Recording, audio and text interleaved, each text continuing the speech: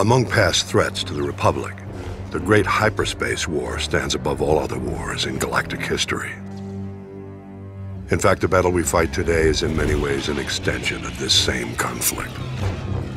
The Sith Empire we believe we had destroyed in this war has now returned to avenge its defeat.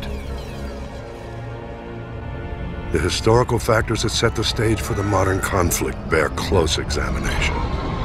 I believe the greatest factor of all may have been the way the Republic concluded the Great Hyperspace War.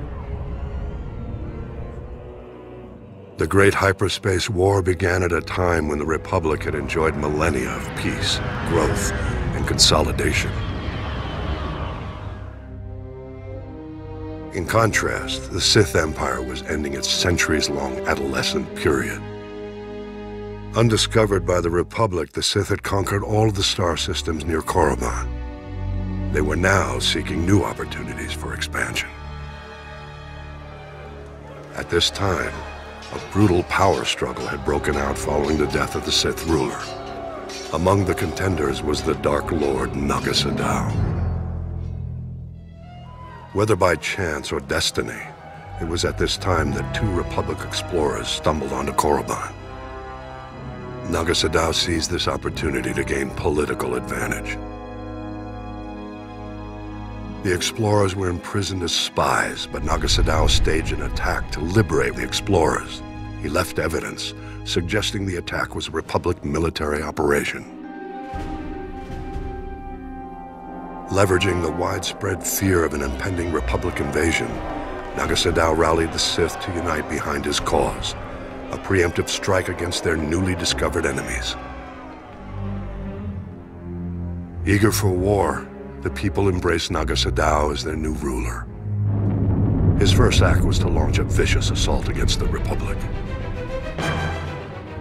The Sith armies attacked on several fronts, including Coruscant itself. Naga Sadow commanded all his forces from a meditation sphere, suspended over a giant star. The initial onslaught overwhelmed the Republic's unprepared defenses. The Sith Empire's victory was almost assured, but as happened so often, the dark side turned upon itself. Naga Sadow was betrayed by his apprentice. Though the apprentice was defeated, the attack did succeed in breaking Naga Sadow's battle meditation. The tide of the war turned. The Sith were lost without their leader's direction, and the Republic forces soon chased the invaders back to the very doorstep of Naga Sadow's meditation sphere.